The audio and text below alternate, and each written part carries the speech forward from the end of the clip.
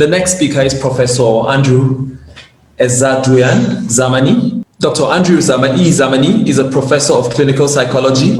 He is a former dean of the Faculty of Social Sciences, Natural State University, KEFI, and the current director of Institute of Governance and Development Studies, Natural State University, KEFI.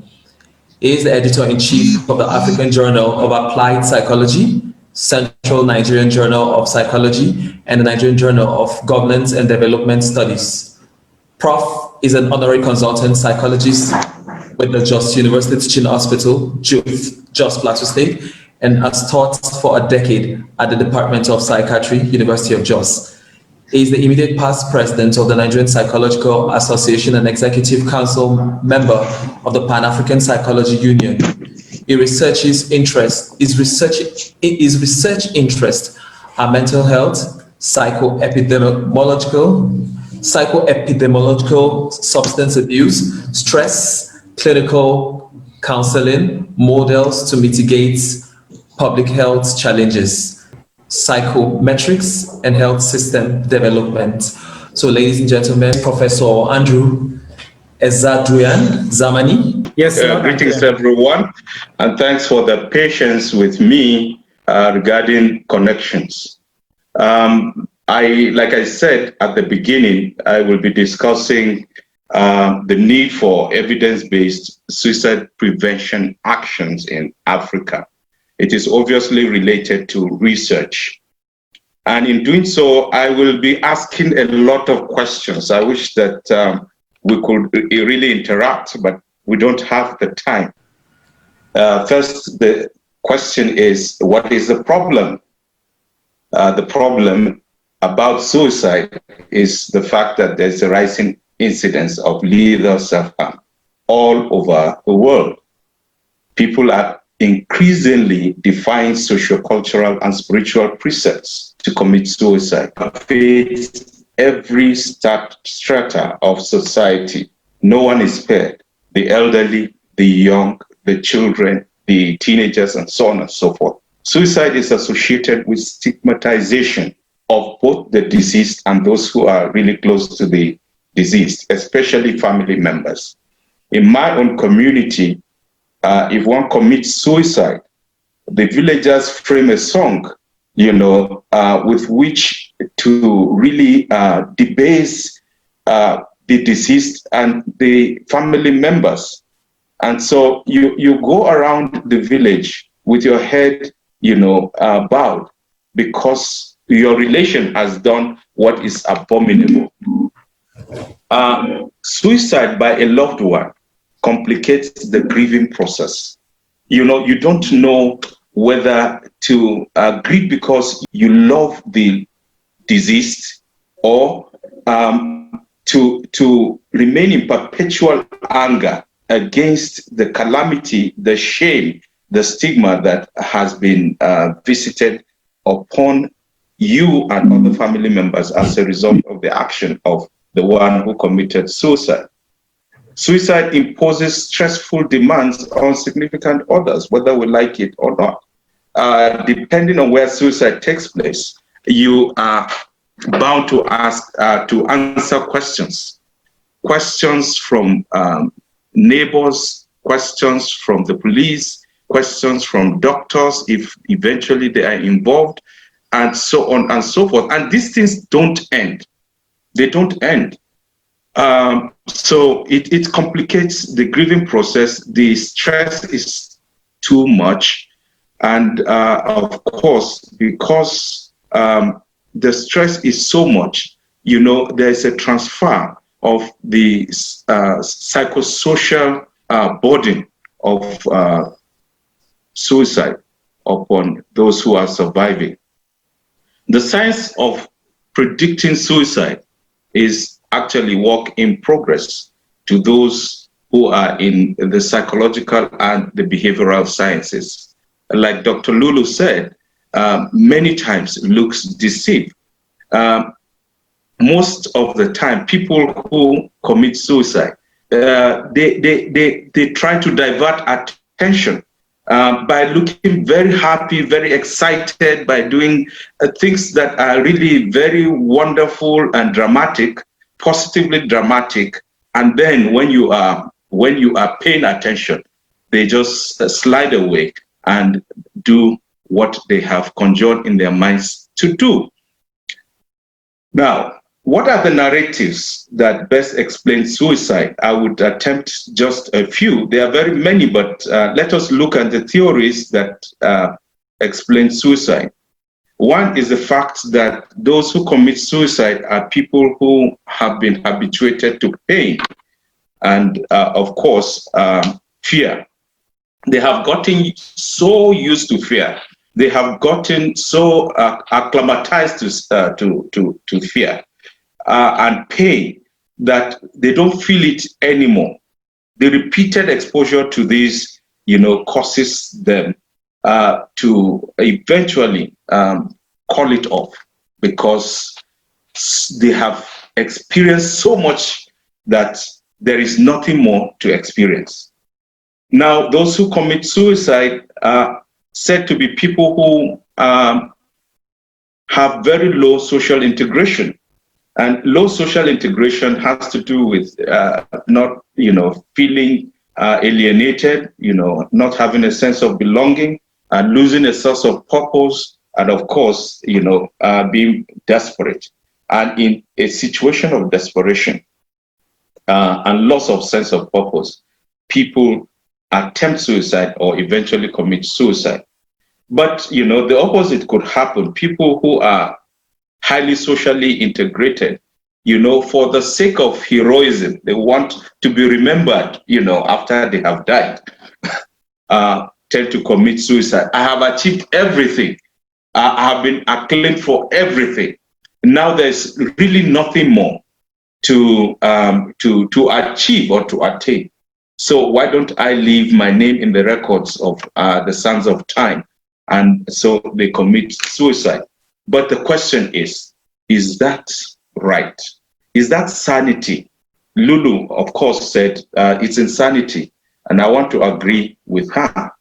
Why should somebody who has achieved so much and who has the potentials to achieve much more, somebody who should be self-driven, decide at the end of the day to end his life rather than, expand his scope of contribution to society?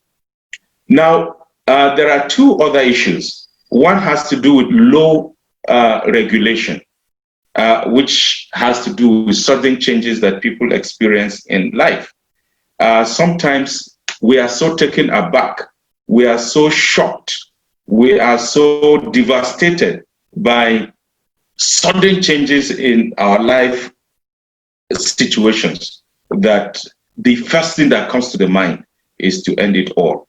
Those who have high regulation, such as, perfectionists, and again, let me go back to the last speaker, who has not given us a picture of a perfect person, but somebody who has claimed the right to make a contribution based on her failures, based on her experiences, traumatic experiences in life.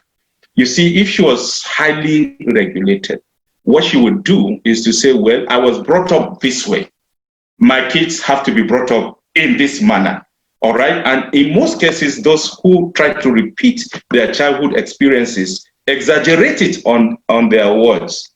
Now, high regulation can actually lead to frustration. Psychologists say that people who have very high need achievement tend to get frustrated more easily. And you see, it is this stare of failure that usually makes people in that category say, I would not face it, I will end it all, so that I don't experience the consequences. Now, there's a psychological explanation, and I am borrowing from three major people, Schneider, Beck, and Rod. The first explanation by psychologists is that it is related to unmet or thwarted psychological needs, which eventually lead to the loss of interest by such people in life. Two is that it is learned helplessness that breeds hopelessness. I mean, loss of faith. And so, because there is an apparent permanent loss of faith, people choose to end it all. Negative and discrepant experiences between expectations and reality. Most people have exaggerated expectations of themselves, of their environment, and of people around them. And so when they come very close to what negates these expectations, they give up. And one of the choices that people make is to commit suicide. And finally is the concept of what Rod calls fluid vulnerability. It is a town-bound reaction to stressors. Sometimes people commit suicide not because they have thought about it, not because they have deliberated about it, but they do so because it is a spur of the moment instinct. Look, this thing has just happened. How do I face the people around me? How do I face my loved ones? How do I face those who have reposed so much faith and confidence in me? And so, look, the best is I can take it, and I can take their reactions. And so I have to end it. I would rather end it than live with it. Now, we've been given global statistics by previous speakers on suicide. I would just want to state a few issues in this category of my discussion. One is that suicide is the leading cause of death among young people, especially those who are between ages 15 and 45. Number two, that in different countries of the world, we have suicide rates that range between 1 to 5% of the population. Thirdly, is that the rate of suicide among men appears to be higher than it is in women. Now, this is contestable, and I want to propose it as a research issue, because mental health statistics show that women have double ratio of the rate of depression than men.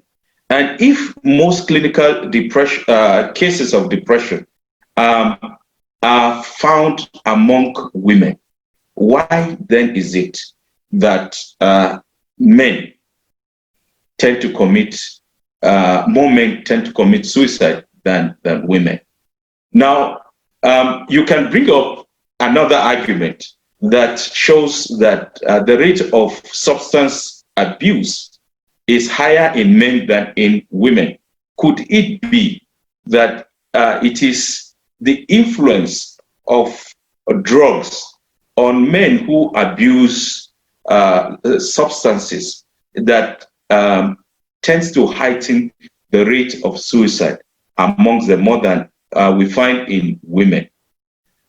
Suicide rates are higher in low-income countries than in high-income countries related to poisoning. Most people in high-income countries would rather blow their heads. They would rather pull the trigger. Sometimes in the time past, hanging was a popular way of committing suicide. But this time around, we find that people take lethal substances to end their lives. Now, there is this argument that there is a very high rate of suicide in Europe and in Asia compared to other parts of the world, and that the lowest rates are in the Caribbean and in the Middle East. Now, the causal factors have been mentioned by preceding speakers: clinical depression, substance use, severe physical disease, or infirmity, dysfunctional family relationships, or failed family relationships, religious dogma, and sometimes among even religious practitioners, leaders of religion who commit suicide. This is usually associated with messianic tendencies. They want to be worshipped long after they've been dead.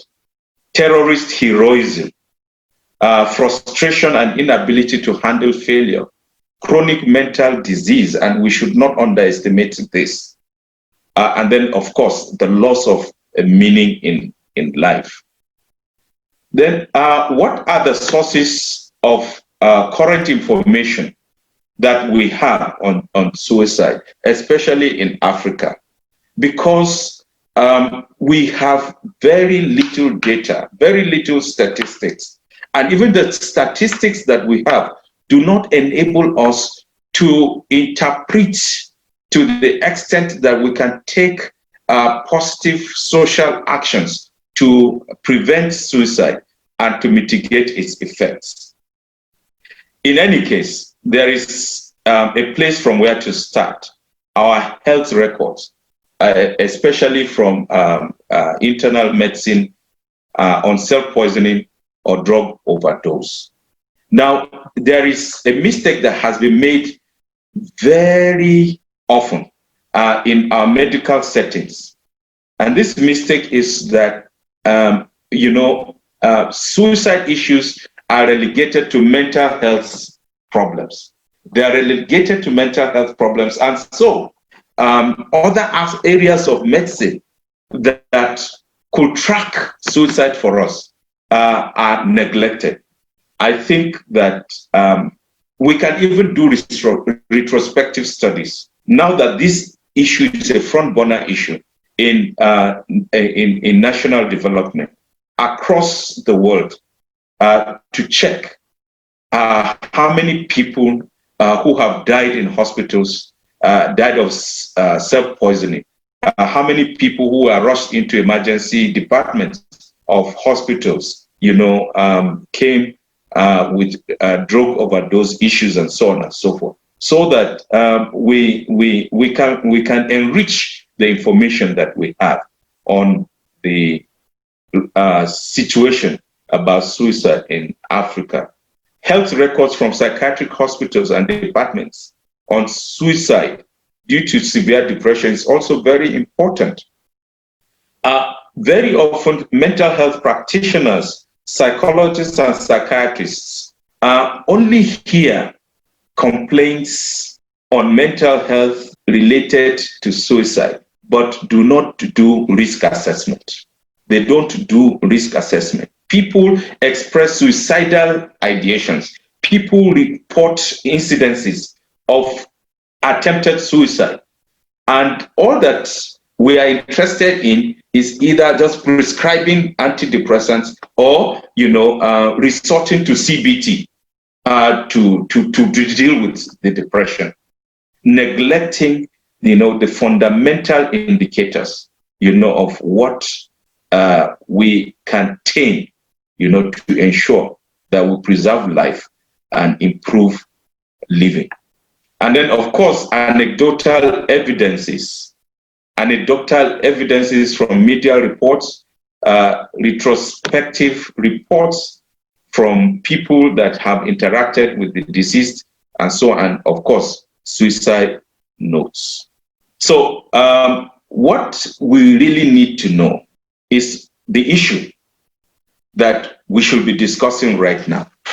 That is the challenge of an evidence-based approach. What do we need to know? We need to know about suicide rates in our communities. We need to know how community rates compare with hospital rates. Hospital rates cannot be used as the ideal statistics for suicide in our countries. No. So we must know the community rates of suicide, the hospital rates of suicide, and then, of course, juxtapose them against each other to have a clearer picture of what the situation is. What are the country and regional rates of suicide?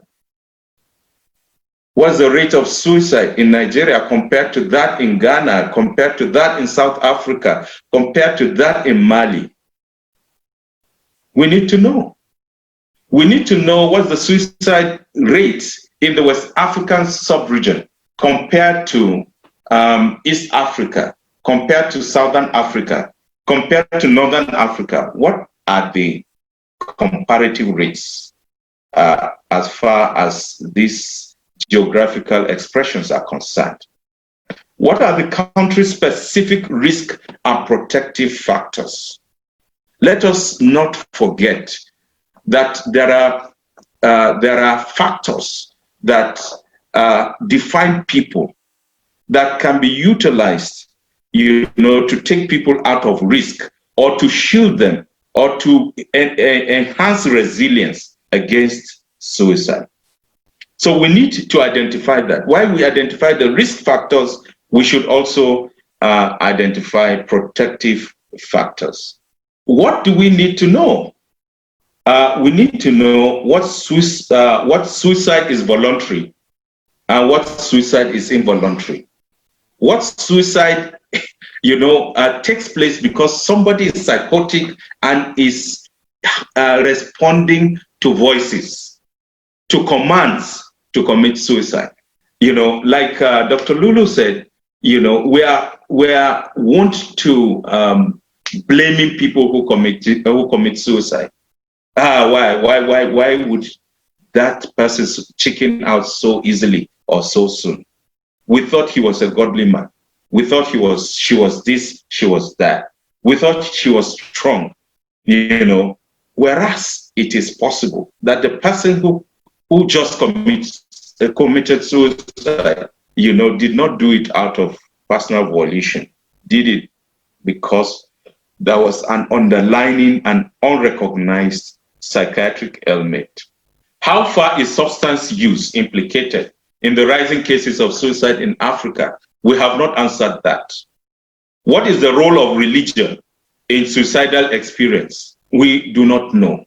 But I want to assure you that many people who have had very serious disappointments from their inclinations to one religious movement or the other, feel that since it is not possible to have solution from godly environments, the best thing to do is to end it all.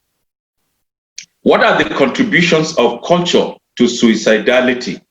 Again, this is really very, very important. The issue of stigma, comes handy. And there are very many other things that are contributions of culture to suicidality.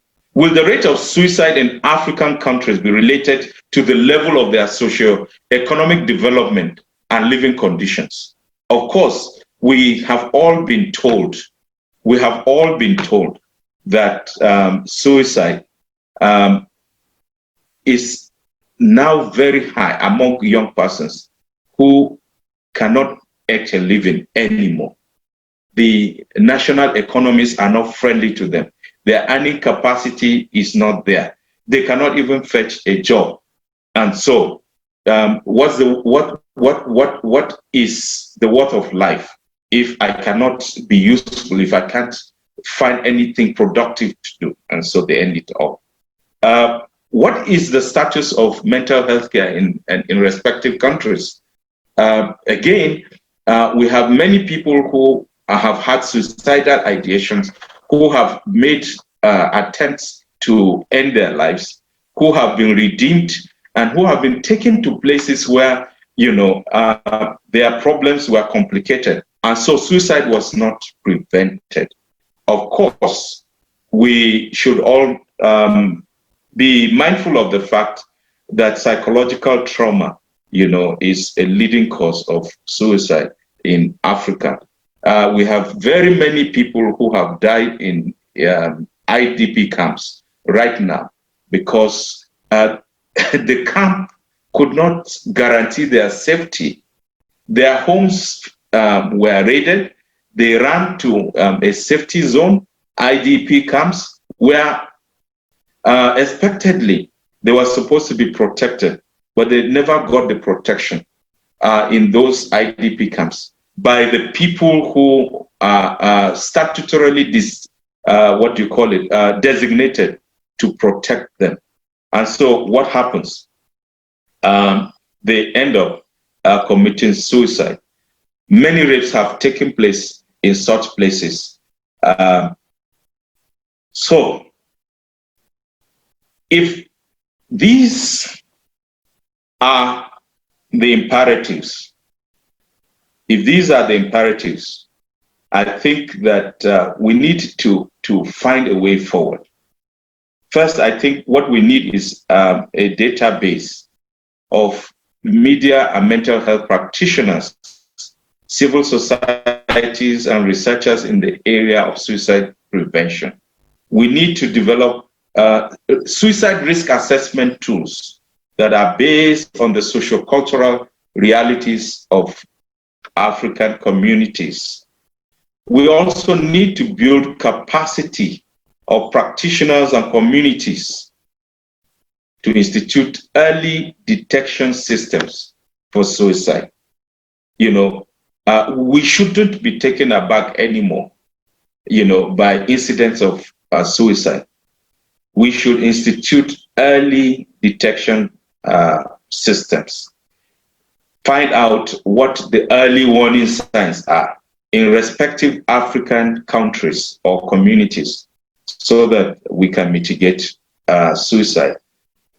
We also need to establish an integrated epidemiologic system on suicide to enable us to examine, country and regional patterns. We need to know what are the sectoral suicide rates on the road, road traffic incidents. How many road traffic incidents could have been due to suicide? How many people have died of suicide bombing?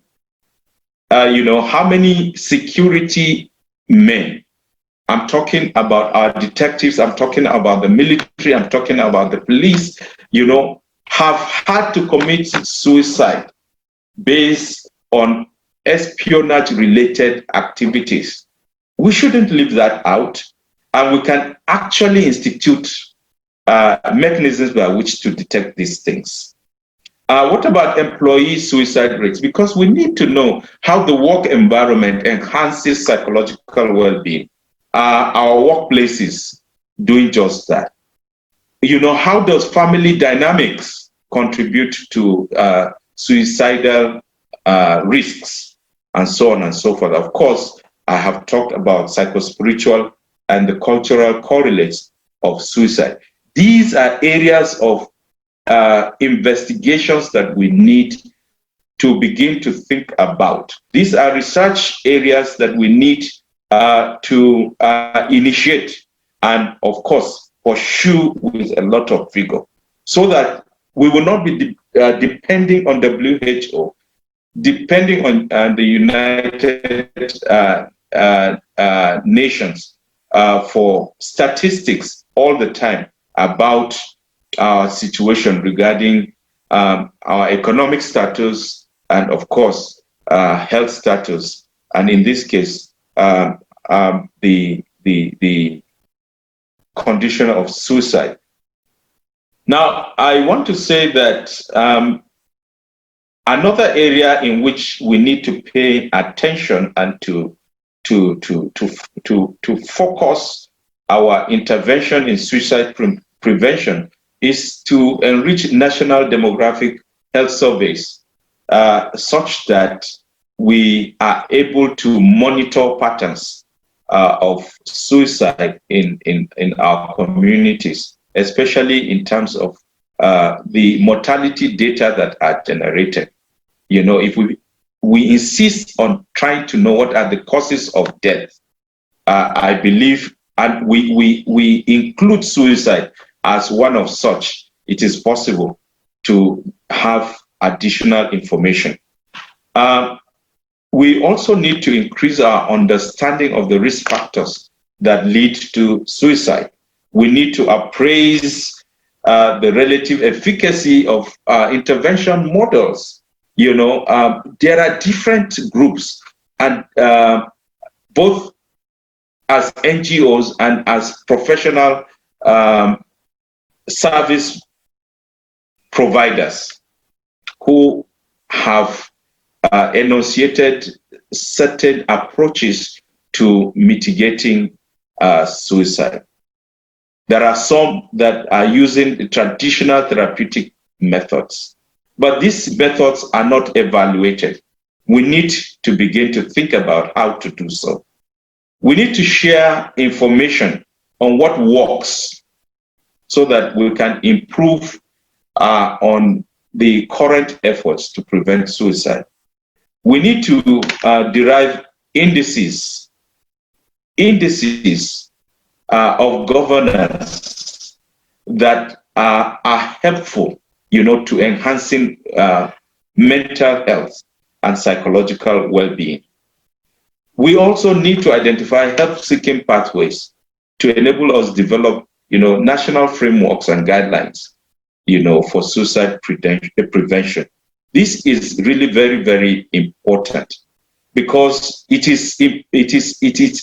is nice to know when people begin to think about committing suicide, who do they talk to first? Where do they go to first? You know, what kind of initiatives do they take, and how do they end up? Probably in the hospitals, or how do they fail to reach the hospitals? How do they fail to reach counseling centers? How do they fail to reach people with technically competent skills, you know, to help them to revert their decisions? I think that if we pay attention to this, we will have succeeded in setting an agenda for research on suicide prevention in Africa. Thank you. Thank you very much, Prof.